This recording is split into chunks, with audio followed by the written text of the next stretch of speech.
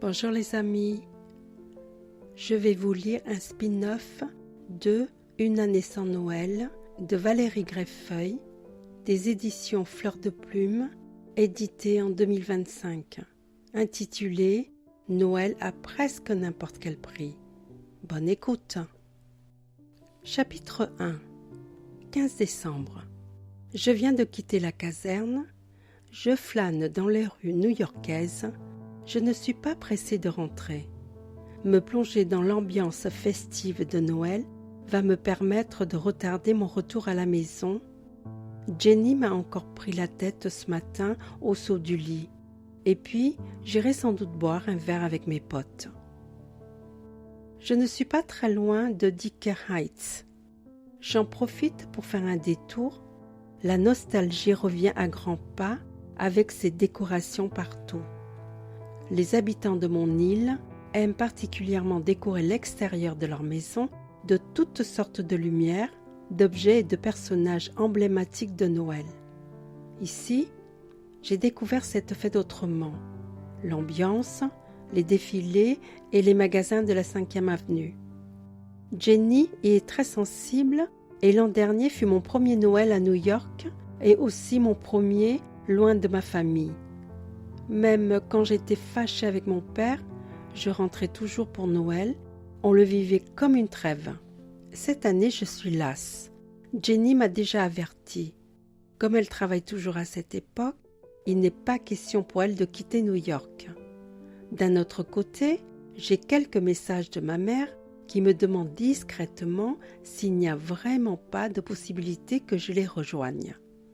Elle respecte ma vie, mon choix de ne pas venir l'an dernier lui a été un peu compliqué. Elle ne m'en a jamais fait le reproche, mais au fond de moi, je sais qu'elle a souffert. Jenny aimerait que je sois avec elle tout le temps. Quand elle rentre de la boutique le soir, le dimanche, enfin, dès que possible, mais moi, je bosse à n'importe quelle heure et je ne suis pas forcément disponible. Je quitte les rues illuminées. Au loin, j'entends la fin d'un des défilés de Noël. J'arpente les rues glacées pour rejoindre notre pub favori. Il ferait meilleur à l'intérieur. Je ne supporte pas ce froid. Depuis que je vis ici, je n'ai pas réussi à m'y faire. J'aime mieux la chaleur tropicale de mon île. Je pousse la porte du pub bruyant juste au moment où je reçois un message de Jenny. « Tu rentres bientôt ?» Je ne réponds pas. Pourquoi ne me demande-t-elle pas plutôt comment je vais? Et pourquoi suis-je devenue ainsi avec elle? La lassitude de notre couple sans doute. Je ne suis même pas sûre d'avoir encore des sentiments. Mais il n'est pas question de la faire souffrir. Je décide de répondre en vitesse. Bientôt. La soirée est bien avancée et les bières s'alignent déjà sur le comptoir. « Et voilà le plus beau gosse de la terre !» lance Tyler. Il provoque le retournement de certaines clientes. Je tente un sourire discret et sans m'attarder, je rejoins en vitesse cette équipe déjà bien amochée avant de risquer d'entendre d'autres boutades à mon sujet. « Salut mec !» glisse Jason. « T'as l'air épuisé ?» « Ouais, on a eu une intervention compliquée. » Mes potes se taisent et n'en demandent pas plus. Ils savent que je n'aime pas en parler. « Tu devrais vraiment penser à changer de boulot, mec. Ça te réussit pas d'être pompier tout le temps. » « Et tu devrais aussi changer de nana, » renchérit Tyler. « Bon, vous avez décidé que c'était ma fête aujourd'hui ?» répliquai-je sans demi-mesure. « Non, mais t'as plein d'autres qualités, franchement. » Je lève la main pour mettre fin à ce début de conversation qui ne me convient pas. « Vous êtes relous, les mecs, » souligne Alan. « Vous ne pouvez pas lui lâcher la grappe un peu ?» Je m'installe enfin et commande une bière. Tyler s'excuse, puis Jason fait de même. Je me détends très vite grâce à leurs blagues. La soirée file et je m'aperçois que j'ai des appels en absence de Jenny. Alan s'en rend compte et me sourit discrètement. « Alors, tu lui as parlé ?»« Pas encore, mais je crains qu'elle ne puisse venir avec moi. »« Tu m'étonnes. Quand tu bosses dans une boutique de parfums, tu n'as pas de vacances de Noël. J'imagine que tu t'en doutais ?» Je regarde mon pote de mon air piteux. C'est vrai que c'est évident. « Écoute, tu devrais faire comme tu le sens. Ça fait un moment que tu n'es pas rentré sur ton île. Alors c'est peut-être en solo que tu dois faire ce voyage. » Je réfléchis. Elle vibre bien cette solution. Et puis, je ne suis pas sûre d'avoir envie d'y aller avec Jenny de toute façon. Je ne serai pas moi-même. Ce serait aussi un bon test pour savoir si elle me manque. Mais je crois que je connais la réponse. Je prends congé avant que la tempête Jenny ne me tombe dessus. Tout en marchant dans la nuit noire et encore plus glacée, je songe à mon potentiel voyage. Il ne faut pas que je tarde trop à prendre mon billet. Je dois en parler à ma copine au plus tôt, mais ce soir, cela risque d'être compliqué. L'appartement est calme. Jenny est affalée sur le canapé devant un film. Je dépose ma veste dans le vestibule. Elle est devant moi en un instant, le visage fermé. « Tu exagères, Juliane. Je t'ai laissé des tas de messages et tu n'y réponds même pas. »« Excuse-moi, j'étais avec mes potes. Je n'ai pas entendu mon téléphone. »« Mais enfin, tu m'as dit que tu rentrais bientôt. Ça ne veut pas dire 3 heures plus tard. » Je n'ai pas envie d'entendre sa voix stridente et ses critiques sur mon attitude, même si elles sont justifiées. Je me détourne d'elle et file vers la chambre. Elle me suit et me rattrape par le bras. « Juliane, tu pourrais au moins me répondre. » Je la regarde, mais aucun mot ne me vient pour répondre à sa colère. « Je suis fatiguée, » dis-je simplement. J'entre dans la pièce, me déshabille et file sous la douche. Lorsque j'en ressors, Jenny est sur le canapé, les jambes repliées sous elle, et je vois qu'elle a pleuré. Je m'assois à ses côtés. Je ne supporte pas de lui faire du mal, ni à elle ni à personne d'ailleurs.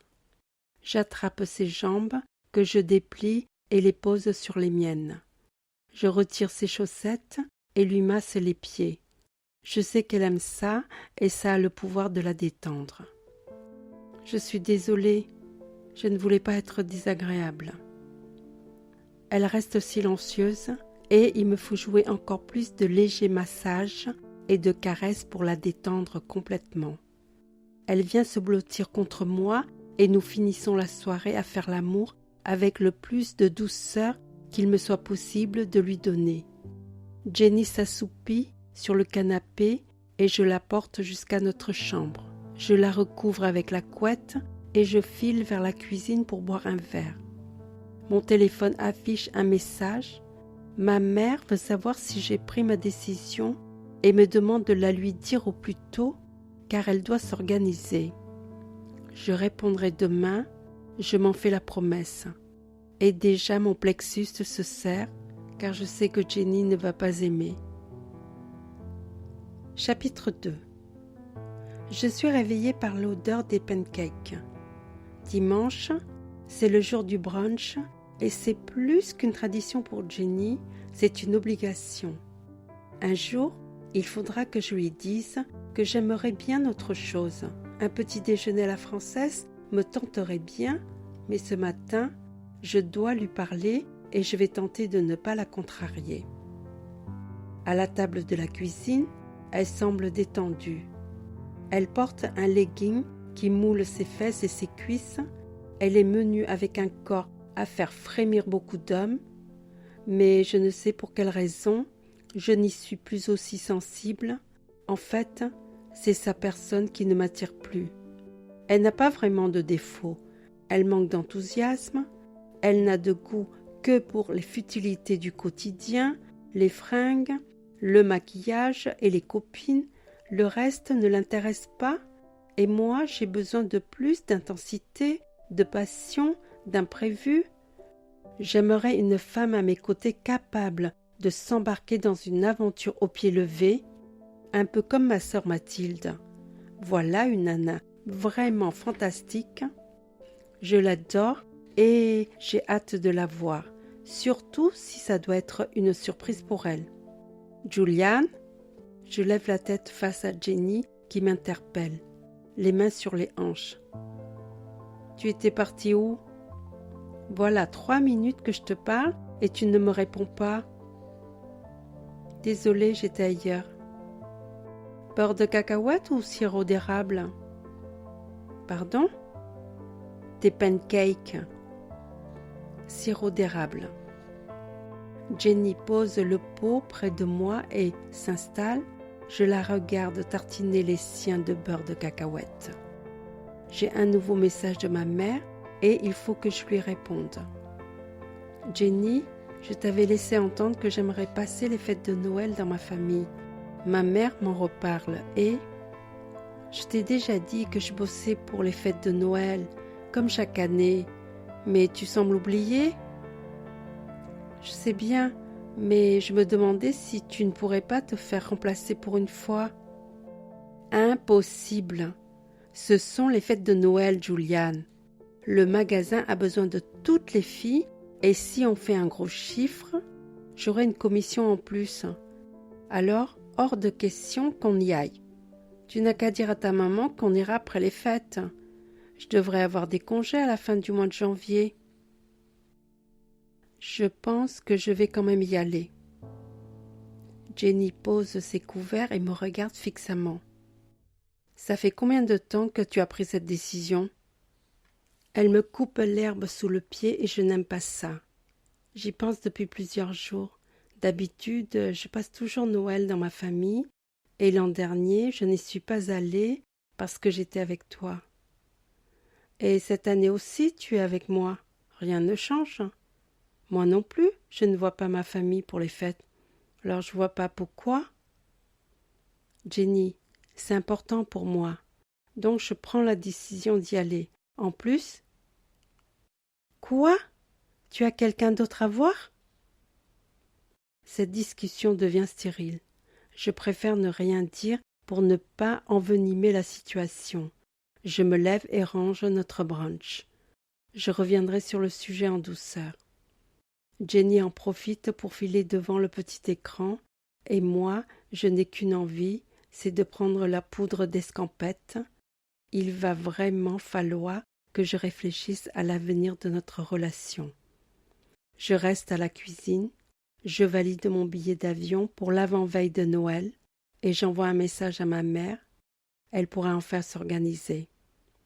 Ma sœur va être comme une folle, d'autant plus que ma mère va garder la surprise de ma venue.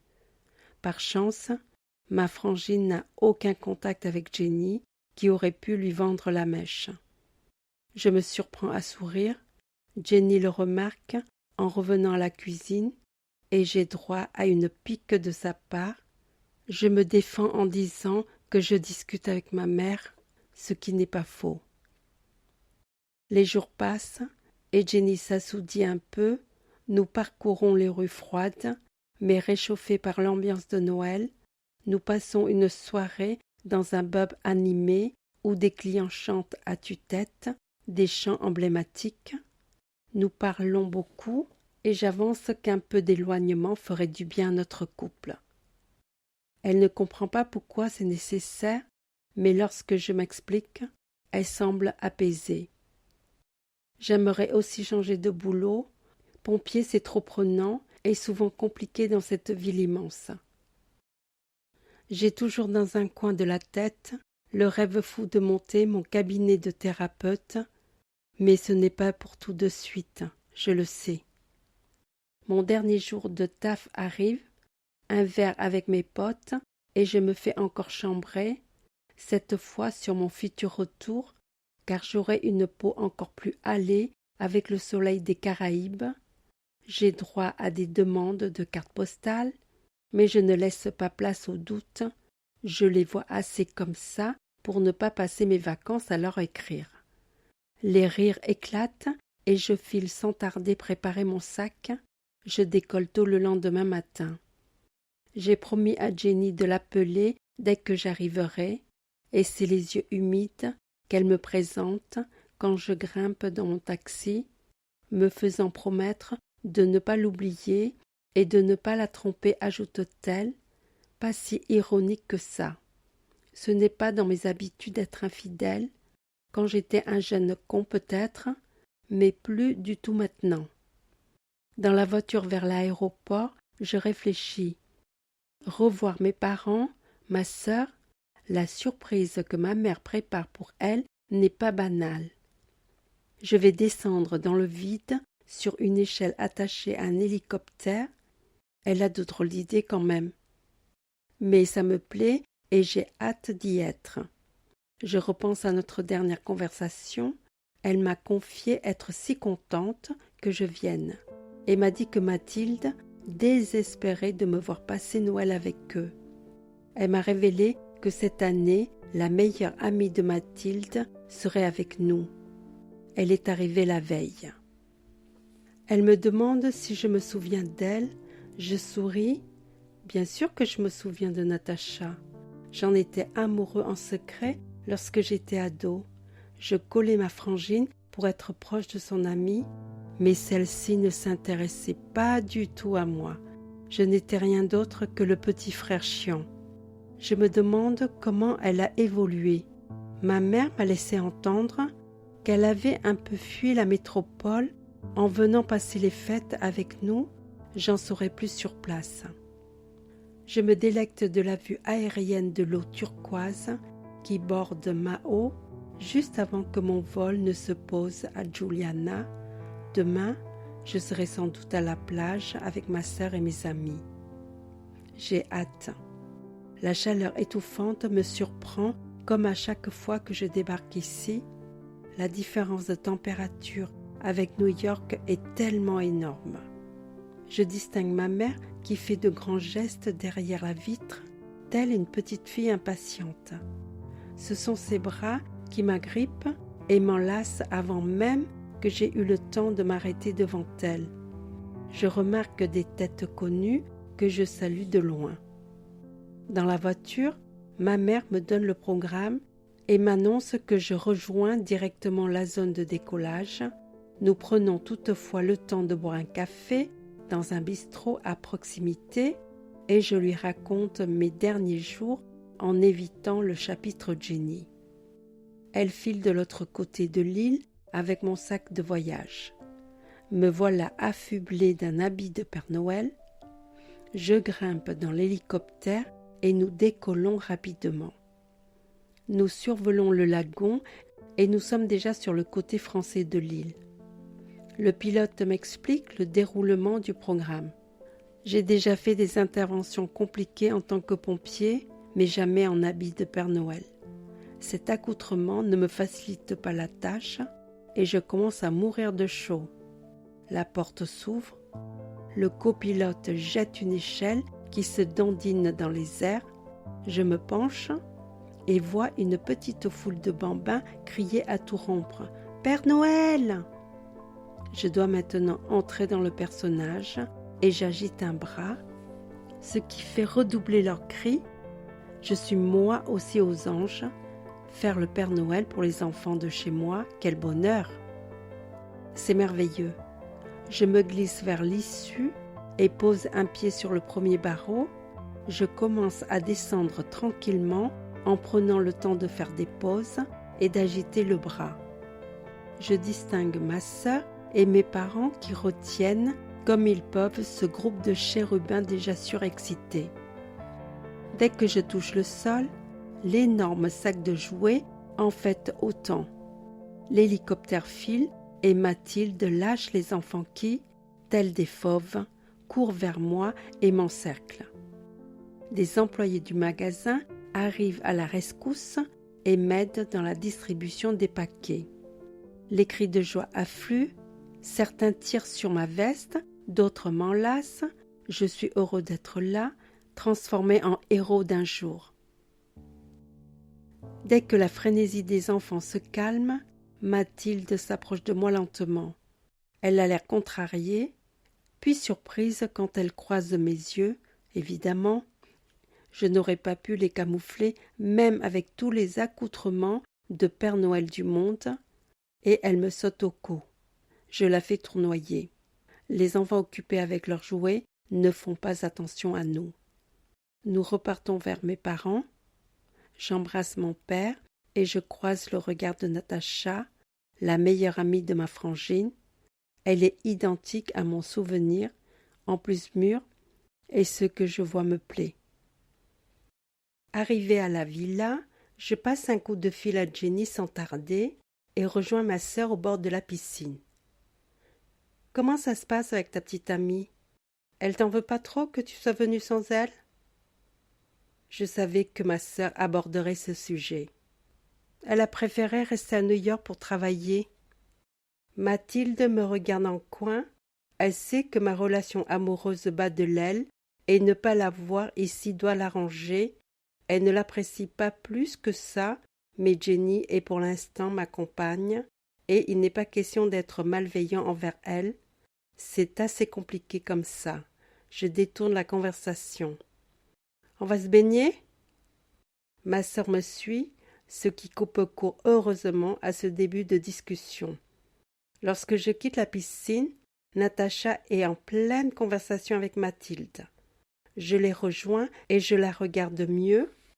Il se dégage d'elle un charisme que je découvre et ça résonne en moi d'une façon particulière.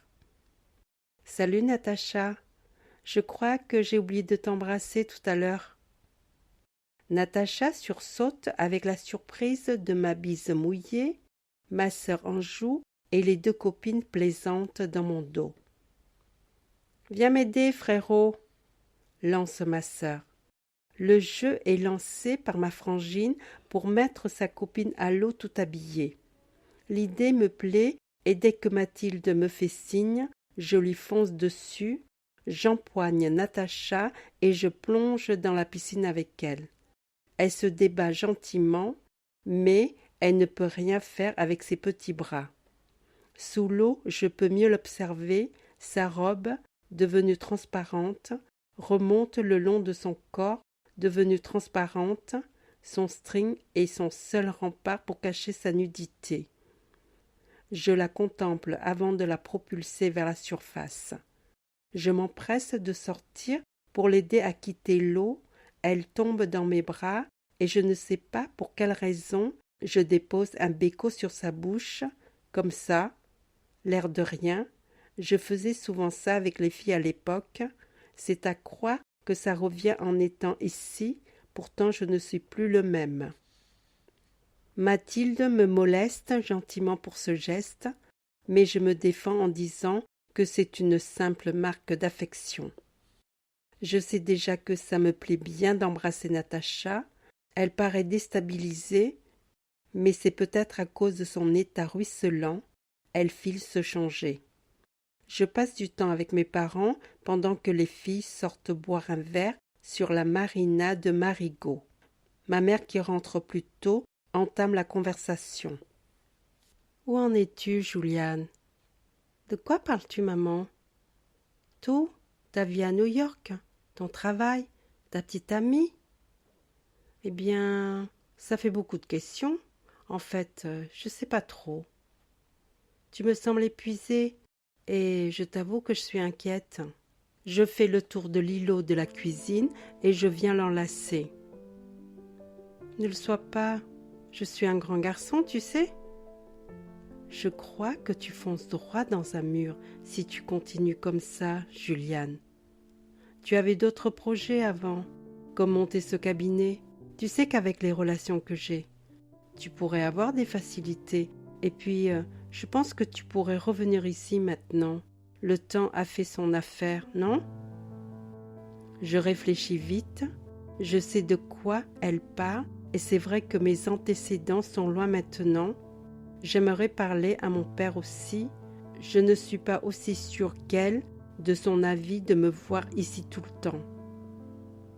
J'ai encore des choses à régler là-bas et j'ai besoin de temps. La mine de ma mère se ferme. Ne t'inquiète pas, fais-moi confiance. Je t'assure que je m'emploie à ce changement. Bientôt, je pourrai repartir sur de nouvelles bases, je te le promets. Son visage s'illumine juste au moment où mon père passe la porte. Il pose ses affaires et se rapproche de nous, tandis que ma mère file dans la cuisine. Je propose de lui servir une bière. Nous nous installons au bord de la piscine.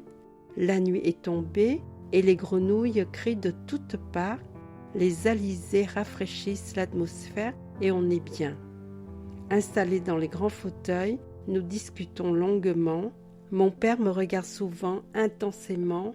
Je sais qu'il ne me fera pas de cadeau et ne me donnera pas de seconde chance. Je suis tellement heureux de les avoir retrouvés qu'il n'est pas question que je joue au con. Et puis, je travaille encore sur la nouvelle personne que je suis. Je le lui dis et il en semble heureux. Mes différentes formations sont terminées et si je veux, je peux changer de métier, mais j'ai encore quelques points à éclaircir à New York. J'abandonne un moment mes parents. J'ai un rendez-vous qui m'attend et je promets de ne pas être long.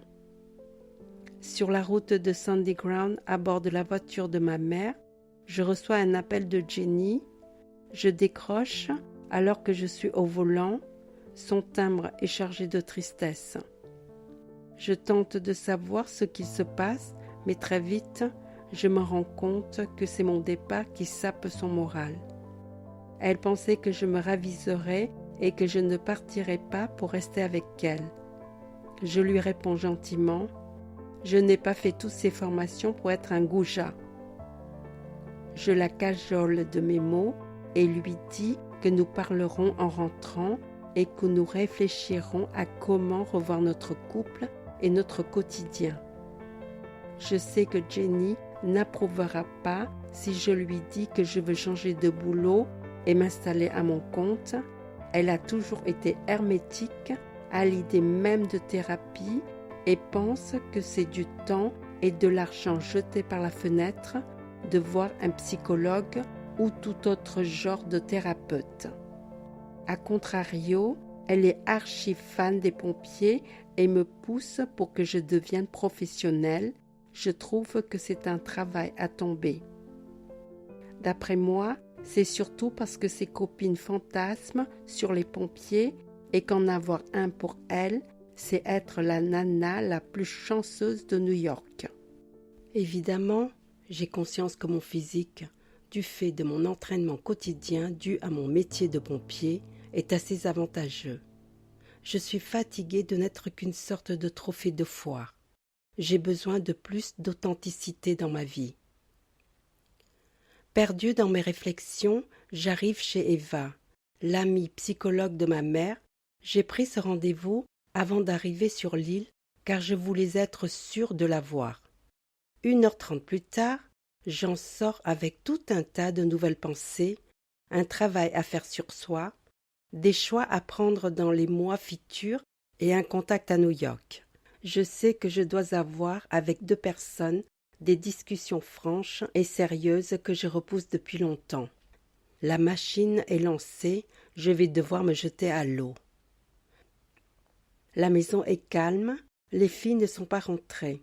Mes parents sont installés au bord de la piscine avec un verre de vin blanc, je me joins à eux. Et nous n'attendons pas trop longtemps avant d'entendre un brouhaha de rire. Ma frangine et sa copine sont de retour. Mon père bouscule Mathilde, qui semble un peu éméchée, ce qui me fait penser qu'il n'est pas devenu si cool que ça. Ma prochaine discussion avec lui ne me dit rien qui vaille, mais je ne repartirai pas sans lui avoir parlé. La soirée est fluide. Enfin, elle aurait pu l'être si je n'avais pas eu ce nouvel appel de Jenny. Cette fois, c'est pour tenter de me faire entrer plus tôt, mais je suis ferme tout en restant polie. Elle doit comprendre que c'est important pour moi d'être ici. Je lâche enfin ce téléphone et ma sœur, qui n'en a pas loupé une miette, me regarde de biais. J'esquive vite en m'intéressant à Natacha qui me paraît tristounette. Je lui ressors très à propos une tirade d'Eva dont je n'aurais pas imaginé qu'elle puisse resservir aussi vite à quelqu'un d'autre. Je suis heureux de voir l'effet que ça produit sur elle et ça me conforte dans l'idée d'en faire mon métier. Aider les gens en détresse me fait sentir tellement utile, mais je sais que je dois commencer par moi, chaque chose en son temps. Chapitre 4. Une journée de réveillon bien remplie. Hier j'ai servi à ma sœur que j'allais voir mes amis alors que j'avais rendez-vous avec Eva, non pas que je veuille vraiment lui cacher cette rencontre, mais parce que je sais qu'elle aurait compris, à juste titre, que j'avance vite dans mon cheminement, dans ma vie professionnelle que je veux changer, mais aussi dans ma vie intime. Elle serait folle de joie et me pousserait à aller plus vite que le temps que j'ai prévu de m'accorder. Alors je reste en retrait vis-à-vis d'elle et je continue mon chemin. Je vais aujourd'hui rencontrer mes anciens amis et cette fois c'est pour de vrai. J'ai ce besoin de les voir, ceux et celles de ma vie d'avant, même si ce sont eux qui m'ont fait chuter à l'époque, ce qui m'a fait fuir cette île que j'aime tant et quitter ma famille. Je les ai retrouvés, il reste un petit noyau du clan d'avant, ils n'ont pas évolué d'un pouce et je le regrette, ils naviguent toujours entre drogue et menu larcin. Lorsque je suis arrivée, je n'ai pas été bien reçue, mais ce n'était pas un problème pour moi. J'avais juste envie de leur dire que j'étais dans le coin pour quelques jours, mais peut-être définitivement d'ici quelques années, une fois que j'aurai tout réglé. Je ne les dénoncerai jamais, il fallait que je leur dise ça aussi, et qu'il y avait d'autres valeurs bien plus importantes que leur petit trafic, mais je crains que cette remarque n'ait pas atteint leur conscience. C'est au moment de partir que je suis tombée sur elle, cette fille qui avait subi ces agressions à l'époque, celle que déjà j'avais voulu sauver et qui avait fait basculer ma vie. Nous avons discuté longtemps sur le bord du chemin dans l'obscurité, à l'abri des yeux et des oreilles indiscrètes. Je lui ai donné le contact d'Eva et j'espère qu'elle ira la voir. Elle mérite tellement mieux que cette villa. J'arrive à la villa en retard. Je n'ai pas oublié le dessert que j'ai promis de faire à ma mère, mais cette discussion était importante. « Où étais-tu ? Tu ne nous as pas rejoints à la plage ?»« Non, Sorette, j'étais occupée ailleurs. » J'esquive le reste des questions de ma frangine pour me lancer dans la confection d'un cheesecake. J'ai appris à faire ce dessert avec un spécialiste de New York et j'avoue en être assez fière. Les filles partent se préparer, ce qui clôt la discussion. Lorsque je reviens au centre de l'attention de cette soirée de réveillon, toute la famille est là. Ma sœur est sublime dans sa robe lamée, elle est déjà très belle naturellement, sa plastique est parfaite. Natacha n'est pas en reste. Glissée dans une robe noire collée au corps, elle va faire tomber toutes les têtes. Et la mienne aussi. Je me demande si je lui plais un peu. Que reste-t-il à ses yeux de l'ado au seul caractère accumulant les filles ? J'espère qu'elle ne connaît pas le détail de mes conneries de l'époque. Ce dernier point ne doit pas lui être connu. Notre repas de réveillon est jovial. Je suis heureux de retrouver ma famille et le bonheur de mes Noëls d'avant, avec en plus Natacha, à qui j'envoie quelques regards discrets. Ma mère m'a dit suffisamment tôt qu'elle serait là pour me permettre de rapporter un présent pour elle. Dans mon petit sac de voyage, j'ai glissé des décorations de Noël de New York pour mes parents, des biscuits Zabars pour ma frangine, qui les adore, et une boule à neige de la ville pour Natacha. Malgré la bonne ambiance autour de la table, nous quittons les parents, un peu poussés par Mathilde, et filons poursuivre le réveillon sur la plage. La soirée bat son plein chez Alex, le petit ami de ma frangine. La plage est transformée pour l'occasion et prend un air un peu chic tout en restant festive. Faire danser Natacha sur un zouk endiablé me plaît bien. Elle se laisse faire et j'avoue que, s'il n'y avait pas son petit ami en France et Jenny à New York, je serais tentée d'aller plus loin. Mais il n'est pas question que je plante une hypothétique graine dans son esprit. N'essayez pas de fuir votre passé. Il sait vous retrouver à un moment ou à un autre. Je pense à cette citation, et ce passé s'appelle Jade, toujours aussi magnifique. Elle me reconnaît tout de suite et plante ses yeux dans les miens. « Juliane, quelle surprise !»« Hey, salut Jade, comment vas-tu ?» Jade se place sans équivoque devant moi de toute sa splendeur. Elle semble intimer aux autres filles d'aller se rhabiller, car c'est elle la plus jolie de la soirée. Elle a toujours été comme ça finalement, et à l'époque, c'est comme ça que j'étais tombée dans ses filets. Les filles ont rejoint notre table, et je m'apprêtais à les suivre quand Jade s'y immisce. Mathilde ne la portait pas dans son cœur, et je suppose que ça n'a pas changé. D'ailleurs, elle se lève dès que nous approchons. Natacha la suit sur la piste de danse. Jade a abandonné ses amis pour me parler. A priori, elle semble à l'affût d'un nouveau petit ami et au détour de cette conversation, je me dis que si j'acceptais de la laisser entrer dans mon cercle, elle ne refuserait pas. « On s'assoit un instant ?» demande-t-elle. « Si tu veux. » Je me dirige vers notre table désertée. Mathilde me regarde intensément, mais je l'ai conduit d'un signe de tête.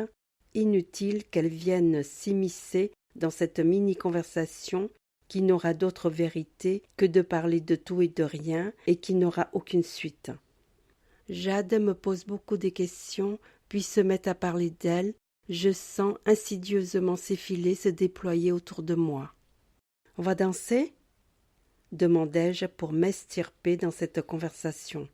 « Volontiers. » Lorsque nous arrivons sur la piste, comme un fait exprès, un rock envahit l'espace. Tout naturellement, je me lance avec elle sur Jalouse Rock. C'est une excellente partenaire. À l'époque, nous dansions beaucoup. Alex me fit signe qu'ils vont bientôt fermer. Il est tard. Il me demande si j'ai vu Mathilde. Je la cherche un instant. Jade, qui semble ne pas vouloir me lâcher et qui ne se soucie que très peu du lieu où peut se trouver ma frangine, préfère me parler sans discontinuer. Je finis par la planter en voyant ma sœur et Natacha en contrebas de la plage. Je les rejoins en quelques enjambées et annonce la fermeture proche. Mathilde file vers Alex et je reviens avec Natacha, dont j'empoigne la main. Il serait bon qu'elle ne reste plus trop loin. Elle se défile pour récupérer ses chaussures, ce qui permet à Jade de me remettre le grappin dessus. Je lui fais gentiment comprendre que je suis content de l'avoir vue, mais que notre échange s'arrête là. Lorsque je reviens, ma sœurette nous annonce vouloir passer la nuit avec son amoureux et Natacha, avec sa mine toujours fermée, préfère rentrer à la villa directement au lieu de suivre ma proposition de finir la fête ailleurs. J'aimerais lui parler de ce qui la chagrine, c'est compliqué quand même, parce qu'elle a un petit ami et qu'elle me plaît bien. Je suis pourtant sûre de pouvoir l'aider en tant que thérapeute. J'essaierai de mettre de côté ce que je ressens pour elle. J'ai toujours Jenny dans ma vie, mais je ne sais pour quelle raison il faut presque que je me le rappelle régulièrement. C'est à croire qu'être ici sur mon île me fait oublier ce quotidien lourd qui ne me convient plus. Sur le chemin du retour, je stoppe près d'une des nombreuses villas habillées d'une multitude de guirlandes scintillantes. C'est magnifique. J'avais envie de te montrer comment les Antillais décorent leur maison. Nous faisons le tour du jardin qui est rempli de décorations de toutes sortes et de personnages. Je connais les propriétaires et ils accueillent volontiers les visiteurs. Natacha semble fascinée, j'en suis heureux et je me dis que je mets un sourire et quelques étincelles dans son cœur qui semble ratatiner depuis la fin de cette soirée. Comment ce type peut ne pas voir chez elle ce qui me crève les yeux? Elle est simple, belle, agréable et pétillante, quand elle n'est pas triste comme ce soir. Il est certain qui ne la mérite pas, il ne doit pas le savoir, mais surtout, Natacha ne doit pas le savoir non plus. La vie est si compliquée parfois. La maison est calme, ni mes parents ni Natacha ne sont levés. J'en profite pour faire quelques longueurs dans la piscine. Dès que Natacha sera prête, nous irons retrouver ma frangine avec quelques fringues pour qu'elle puisse se changer. Je suis à la cuisine lorsque j'entends un store. Je me dégage de la pièce et vois Natacha assise au bord de la piscine, les pieds dans l'eau. Je ne sais pas pourquoi, mais j'ai comme l'impression qu'elle n'a pas l'air franchement mieux qu'hier soir. Je dirais même que c'est pire.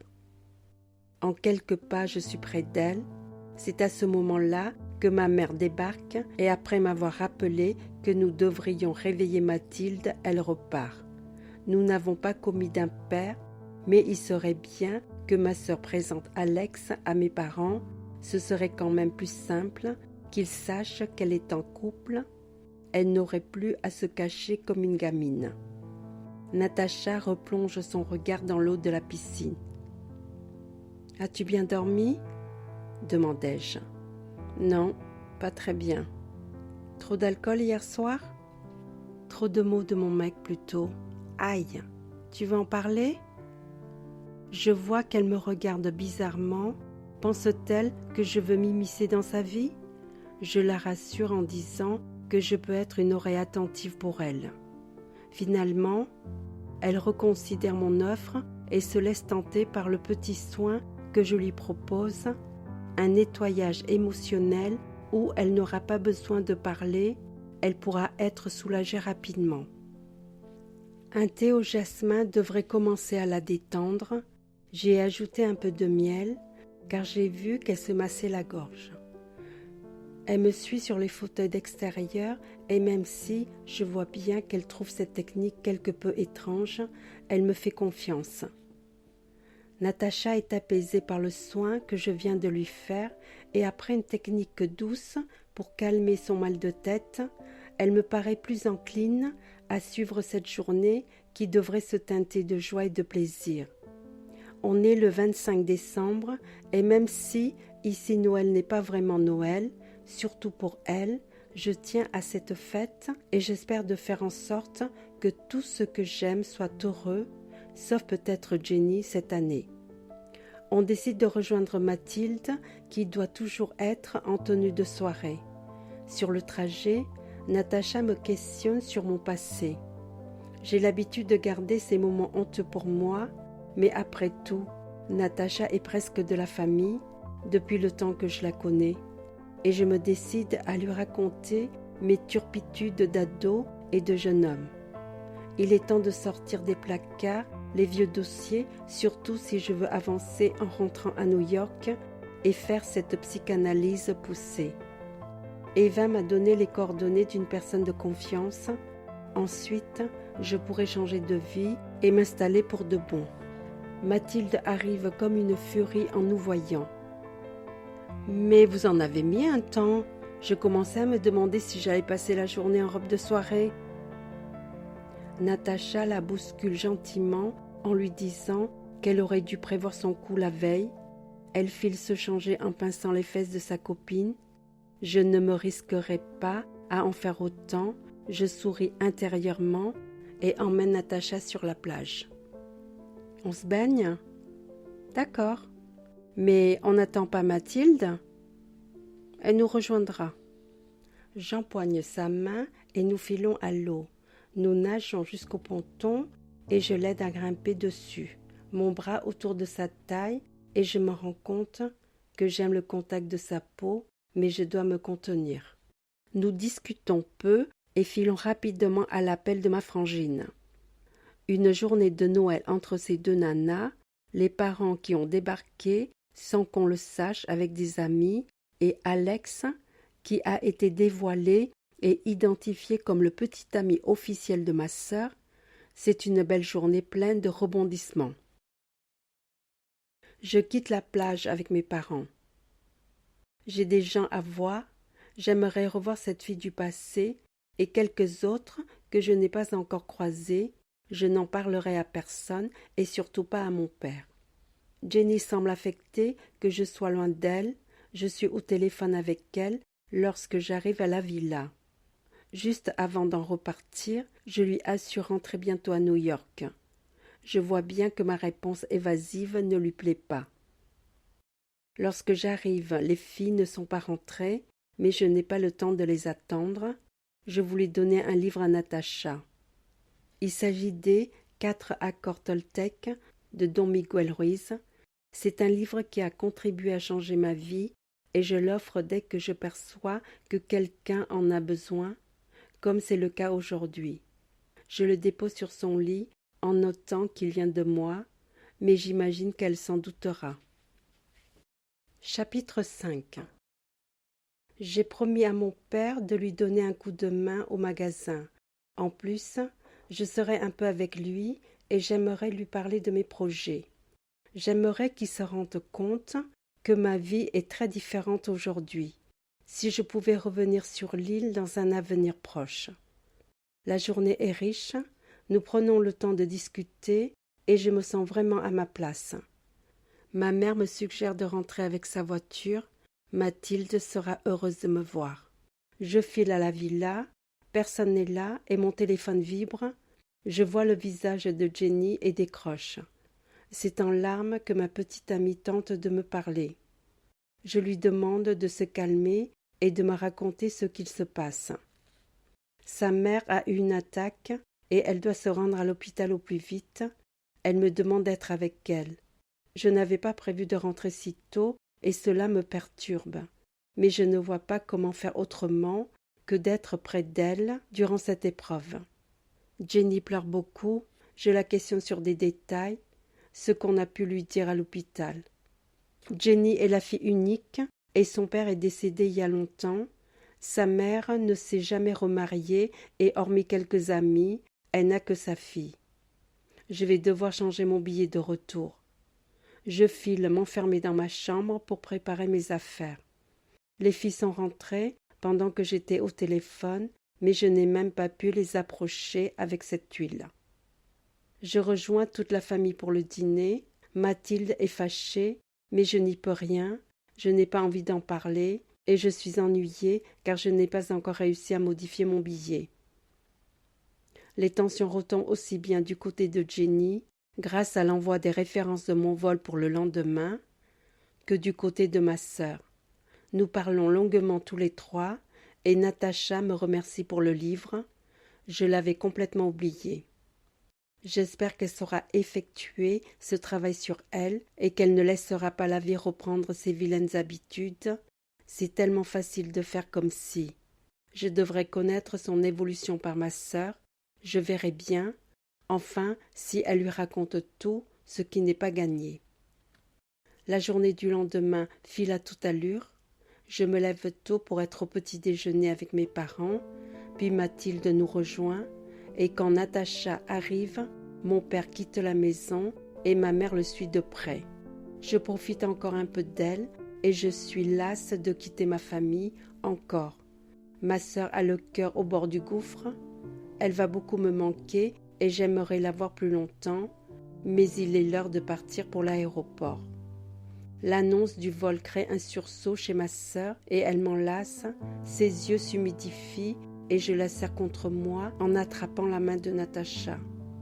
Je m'approche ensuite d'elle en me détachant de ma frangine et je lui parle du chemin qu'elle doit emprunter. Je lui dis que je me tiendrai au courant de ce qu'elle devient et lui demande de prendre soin d'elle. Avant de m'éloigner, je dépose un léger baiser sur sa bouche. Cette fois ma sœur en ricane et je lui souris. Je file au dehors et, en marchant sur le macadam, je me retourne plusieurs fois en agitant mon bras. Je vois ceux des filles bougeant dans tous les sens. Je souris malgré moi, mais j'ai aussi le cœur gros. C'est un déchirement de plus en plus intense quand je quitte mon île. Quand pourrais-je y rester pour toujours? Si à l'époque c'était bien de la fuir, aujourd'hui j'ai hâte d'y rester. Mon vol me permet de réfléchir à ce que je vais vivre. Déjà, m'occuper de Jenny, et l'accompagner auprès de sa mère est ma priorité. Mais dès que nous reprendrons une vie normale dans notre appartement, je devrais lui parler de mes projets d'avenir. Entre-temps, j'aurai commencé ma psychanalyse et je mettrai un point d'honneur à atteindre l'objectif de cette thérapie qui sera d'installer mon propre cabinet. Restera à définir quand et où et à répondre à la question « Avec qui partagerai-je ma vie ?» Je ne connais pas la réponse, mais je sais déjà que ça ne sera pas avec Jenny et, ça aussi, il faudra que je lui dise. J'ai confiance en la vie, j'ai failli mal finir, mais aujourd'hui je sais comment avancer. Ici se termine ce spin-off de Une année sans Noël, Noël à presque n'importe quel prix, de Valérie Greffeuil, aux éditions Fleur de Plume. À propos de l'auteur, j'écris des histoires qui remuent, bousculent et, au bout du chemin, réchauffent le cœur, parce que la vie est ainsi faite. Elle nous met face à des épreuves, des doutes, des virages imprévus. Parfois, on vacille, on se révolte, on voudrait tout laisser tomber. Mais chaque tempête a un sens, même si on ne le saisit pas tout de suite. À travers mes romans, je questionne le destin, les choix, les épreuves qui façonnent nos âmes. Mes personnages trébuchent, se perdent, se relèvent et découvrent, souvent là où ils ne l'attendaient pas, un nouveau souffle, une seconde chance. Dans un coin de Provence, entre architecture et écriture, je façonne des histoires où l'émotion, le suspense et l'espoir tissent des récits qui, je l'espère, résonneront en chacun de vous. Et voilà, c'est fini. Ça fait du bien de se détendre avec des histoires. À bientôt les amis.